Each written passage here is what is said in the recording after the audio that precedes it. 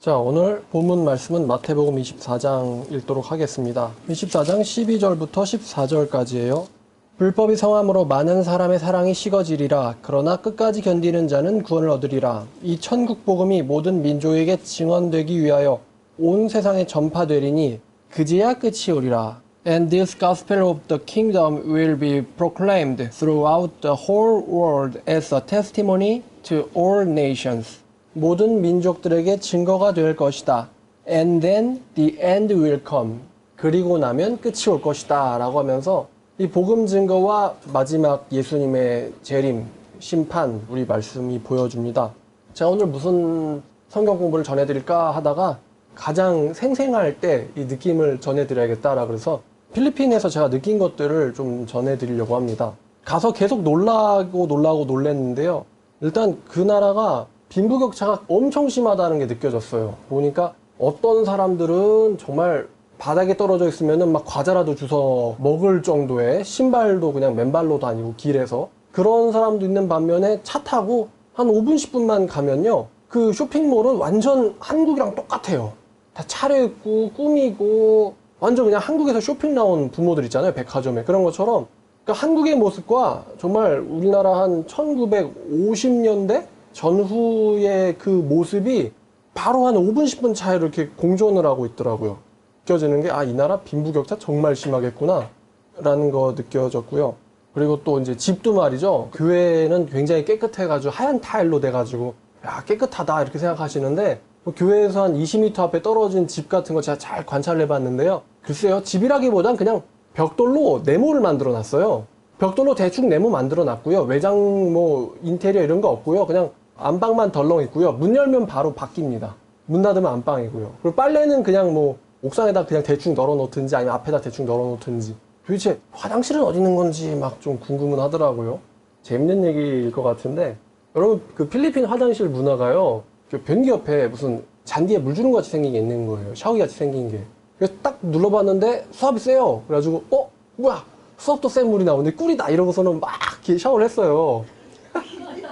그래서 이제 그 필리핀 막 물 이렇게 별로 없을 줄 알고 힘들을 줄 알았는데 샤워도 물 수압도 좋고. 그런데 이제 제가 한번 이제 학생들 있다는 방에 화장실 한번 찾아보려고 갔는데 필리핀 애들 들어가는 화장실에는 화장실에 문이 없어요. 대신 커튼이 있어요. 커튼.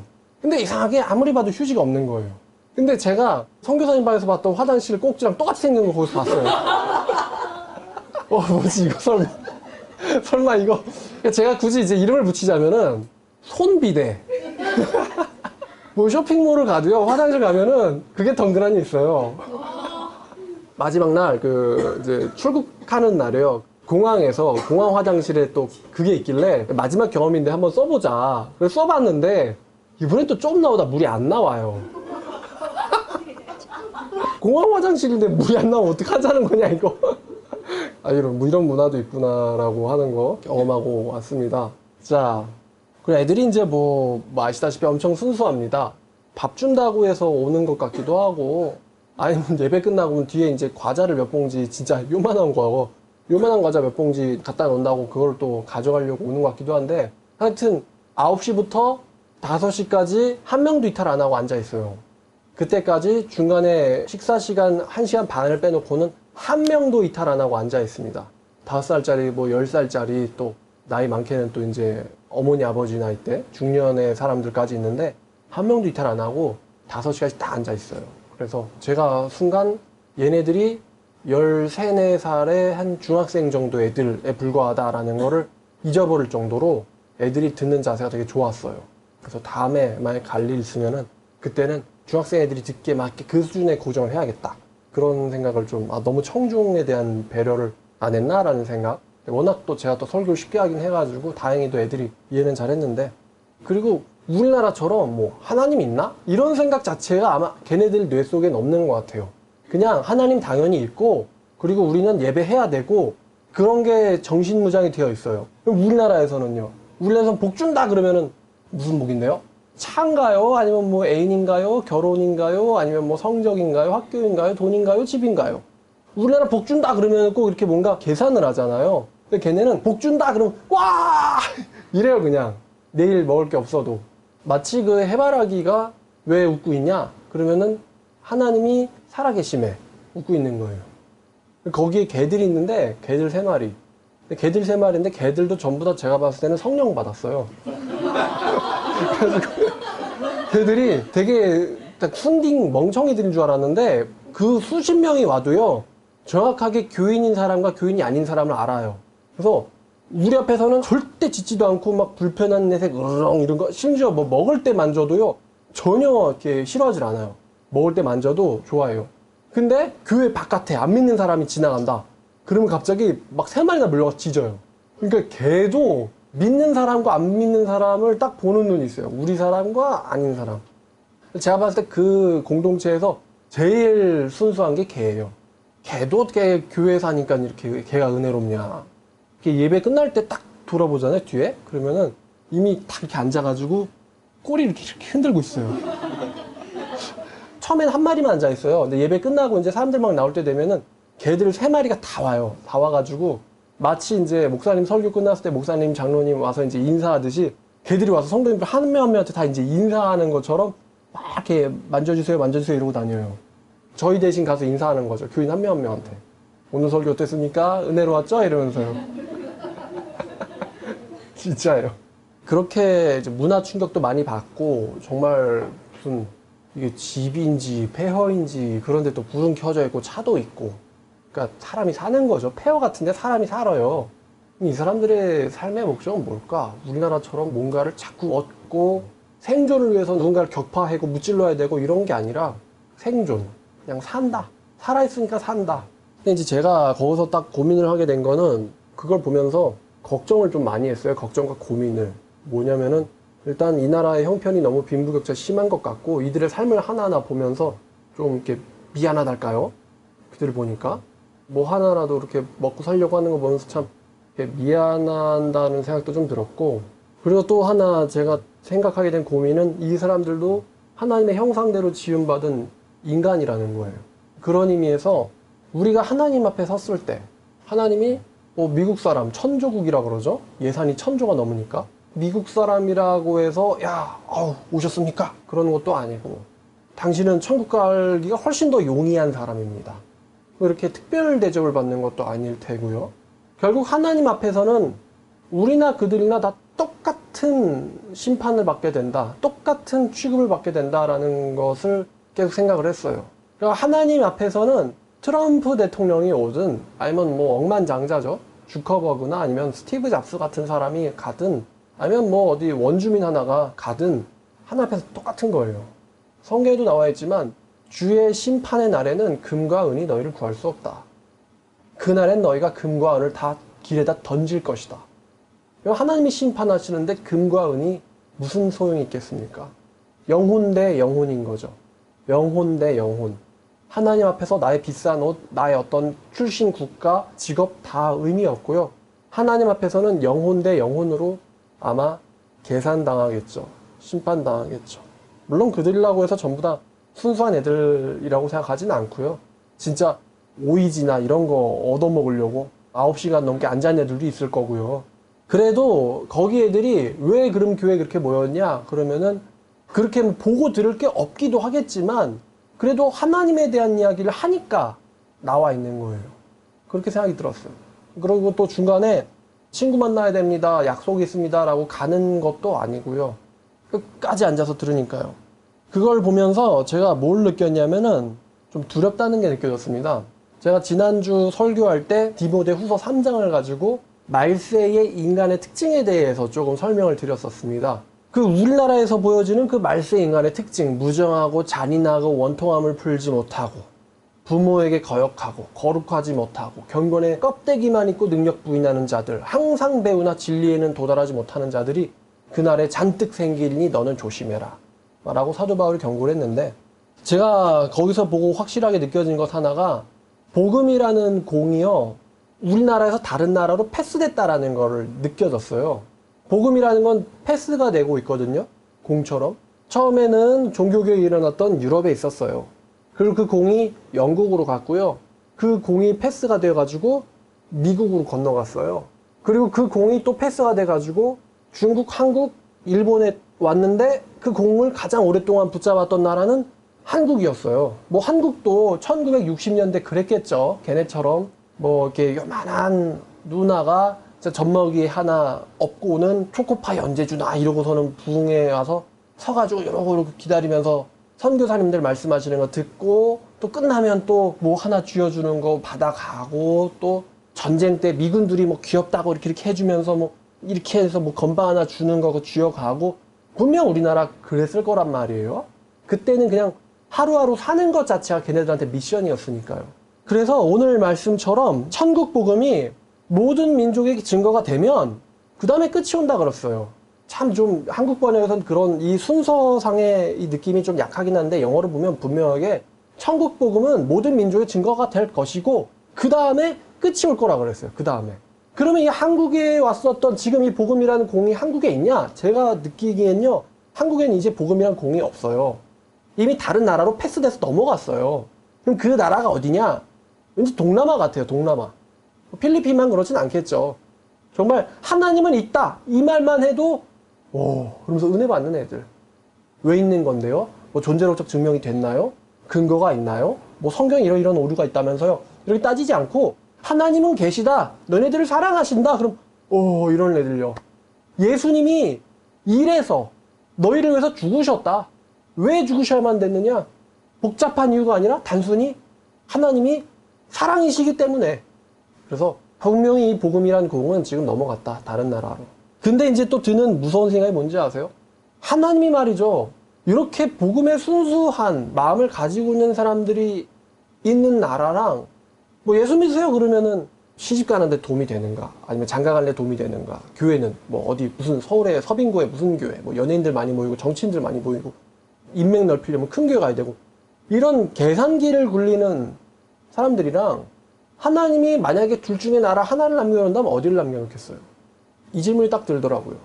안 그래도 지금 우리나라 지금 정치적인 문제로 또 북한이랑 세계 가운데서 지금 갈등하고 있고 경제적으로도 공격받고 있고요.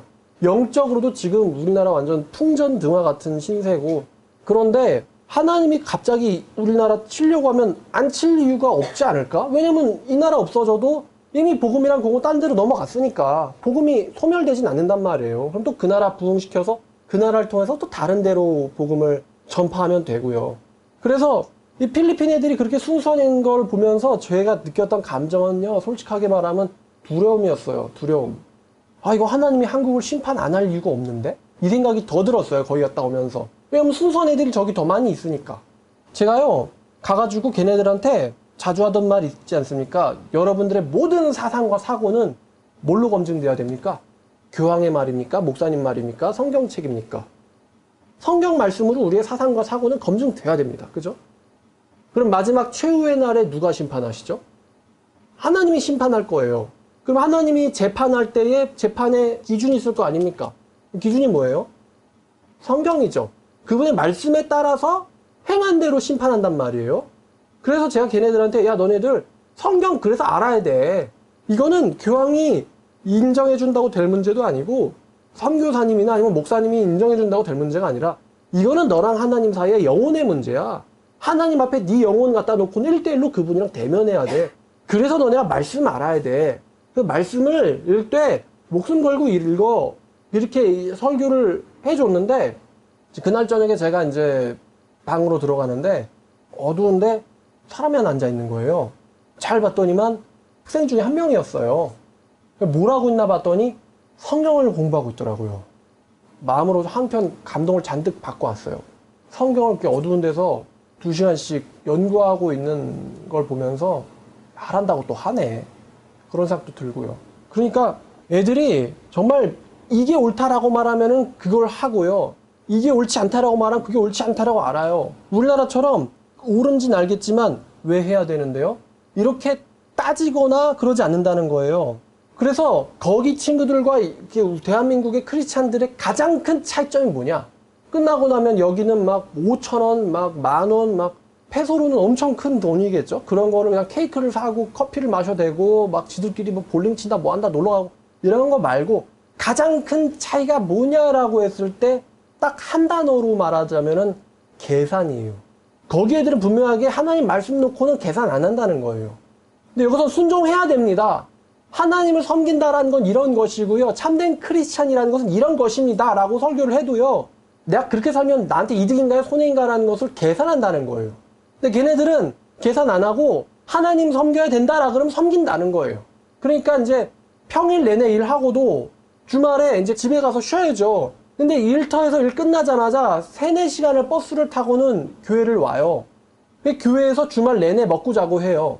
이유인즉슨 교회에 있고 싶다고, 교회에 있는 공동체와 있는 게 더 좋다고 그렇게 와요, 애들이 교회로. 집이 있는데도. 무슨 뭐 술 약속이 있습니다, 뭐가 있습니다, 뭐 만나야 되고 뭘 봐야 돼요, 이런 거 없고요. 그냥 딱 끝나면은 교회로 옵니다. 심지어 하도 교회로 오니까 아빠가 칼을 들고 우리 데려가겠다고 막 교회로 차들어오면은 애들이 다 같이 와서 인간 방패가 돼가지고 애를 지켜줄 정도로 교회에 자기가 있어야 되는 걸 너무나 당연하게 생각한다는 거예요. 그러니까 보면서 어떻게 보면은 얘네들 믿음이 나보다 클 수도 있겠다. 아니면 나보다 더 순수할 수도 있겠다. 그 생각이 탁 들더라고요. 자, 앞으로 여러분들 혹시 기회가 되시면은 거기 가실 수 있을 텐데요. 물론 이제 영어 준비하셔야 됩니다. 그래야지 걔네랑 대화를 하죠. 근데요, 더 중요한 거는 걔네들은 교회에 자기 삶을 걸었다는 거예요. 뭐 건다라는 느낌도 없겠고, 걔네는 그냥 그게 당연하겠지만, 걔네들은 교회에서 교회와 자신이 같이 공존하는 게 너무 당연하다는, 교회 안에서 자기가 존재해야 된다라는 게 걔네들 너무 당연하다는 거예요. 너무 당연하다. 그러면 우리가 가서 걔네들한테 그래도 복음의 공을 먼저 받았던 사람들이고 신앙의 선배고 훨씬 더 고등한 교육을 받은 사람들인 건 확실해요. 그럼 우리가 가서 걔네들한테 뭘 보여주고 가르칠 건지, 정말 신앙이라는 건 이렇게 하는 거야, 이런 걸 뭐 테크닉을 가르칠 건지, 근데 우리가 걔네들한테 정말 보여줘야 될 게 있다면 예수 그리스도를 먼저 자세하게 그리고 수준 높게 공부한 사람의 입장으로서 예수 그리스도와 나에 대해서 어느 정도의 이 순수한 관계로 연결되어 있는지, 사실 우리가 걔네들한테 보여줘야 될 건 그거라고 생각해요. 근데 만약에 우리 마음 안에 우리와 예수 그리스도 사이에, 우리와 하나님 사이에, 우리와 교회 사이에 계산을 하고 있다라면은요, 언젠간 걔네들한테도 그게 들통날 거예요. 저 사람들 선진국에서 왔지만 사실은 계산적인 사람들이다. 그럼 우리가 걔네들한테 덕을 끼칠 수 있겠습니까? 생활이 얼마나 단순한지, 교회 그리고 나, 끝이에요. 직장에서 일하고 있다지만 직장 끝나면 바로 나와 하나님, 이 관계로 돌아온다는 거예요.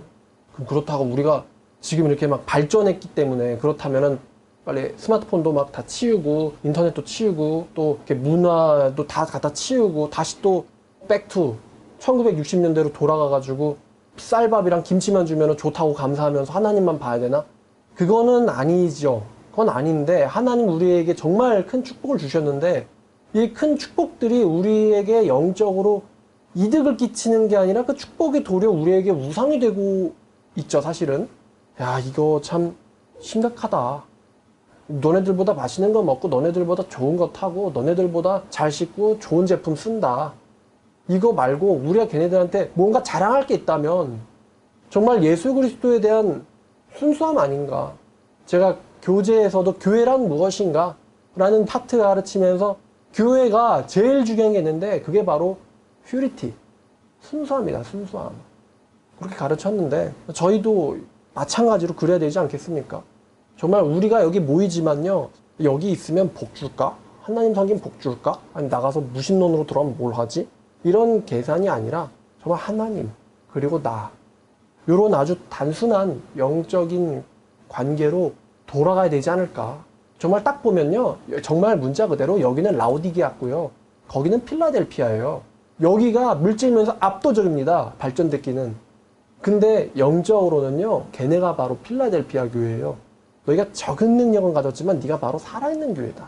라오디게아는요, 부자인 건 맞는데 뜨뜻하지도 않고 차갑지도 않고, 한마디로 못 마실 물, 차가운 데서 흘러온 물이랑 뜨거운 온천에서 흘러온 물이랑 만나가지고 온갖 부유물질 다 떠다니는 못 마실 물 있잖아요.